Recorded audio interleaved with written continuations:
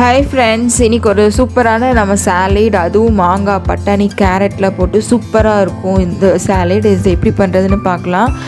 அதுக்கு நான் 1 கப்பு போல் நான் பட்டாணி முளை கட்டி வச்சுருக்கிறேன். நான் ஒரு ப்ரெஷர் குக்கரில் ஆட் பண்ணிக்கிறேன்.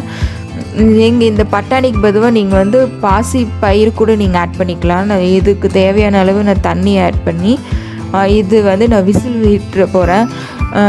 நீங்கள் இது ஓப்பன் குக்கர் கூட நீங்கள் பண்ணிக்கலாம். நான் இது விசில் ஒரு விசில் விட்டு நான் எடுத்திருக்கேன். இப்போ இந்த பட்டாணி பார்த்திங்கன்னா ரொம்ப நீங்கள் வேக வச்சிடக்கூடாது. இது ஒரு 50% வெந்தாலே போதும். இப்போ இது பார்த்திங்கன்னா ரொம்ப வேகலை. நீங்கள் இது ரொம்ப வேக வச்சுட்டா அப்புறம் அந்த சாலடோட டேஸ்ட் போயிடும். எப்போவுமே சாலடுக்கு ஒரு 50% அது ஒரு அன்குக்கில் தான் இருக்கணும். இப்போ சாலட் பண்ண ஆரம்பிச்சிடலாம். அதுக்கு ஒரு பவுலில் நான் அந்த பட்டாணியை ஆட் பண்ணிக்கிறேன். அப்புறம் கொஞ்சம் துருவின கேரட் ஆட் பண்ணிக்கிறேன். அப்புறம் ஒரு 1/2 கப் போல் மாங்காய் ஆட் பண்ணிக்கிறேன். நீங்கள் 1/2 கப்புக்கு மேலே மாங்காய் நீங்கள் ஆட் பண்ணாதீங்க. ஒரு தக்காளி, மீடியம் சைஸான நான் ஆனியனை பொடி பொடியாக கட் பண்ணி ஆட் பண்ணிக்கிறேன். அப்போ கொஞ்சம் லெமன் ஆட்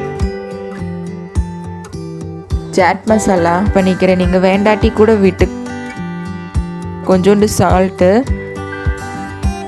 அப்புறம் கொஞ்சோண்டு நான் மல்லி இலை ஆட் பண்ணுறேன். சில்லி ஃப்ளேக்ஸ் ஆட் பண்ணுறேன். சில்லி ஃப்ளேக்ஸ் இல்லை அப்படின்னா நீங்கள் சில்லி பவுடர் கூட ஆட் பண்ணிக்கலாம். இதை ஆட் பண்ணி நல்லா நீங்கள் கலந்து விட்டுக்கோங்க. அவ்வளோதான், உங்களோட சாலட் ரெடி ஆயிடுச்சு. நீங்கள் வெயிட் லாஸுக்கு காலையில் நீங்கள் பிரேக்ஃபாஸ்ட்டாக சாப்பிட்டிங்கன்னா ஒரு சூப்பரான ஒரு ரெசிபி இது. மாங்காயில் ஆட் பண்ணியிருக்கிறோம். அந்த மாங்காயில் இருக்கிற அந்த புளிப்புத்தன்மையில் அந்த சாலடில் இறங்கி சூப்பராக இருக்கும் இந்த சாலடு. கண்டிப்பாக நீங்கள் வீட்டில் நீங்கள் ட்ரை பண்ணி பார்த்துட்டு என்னோடய கமெண்ட் பாக்ஸில் கமெண்ட் பண்ணுங்கள். பை.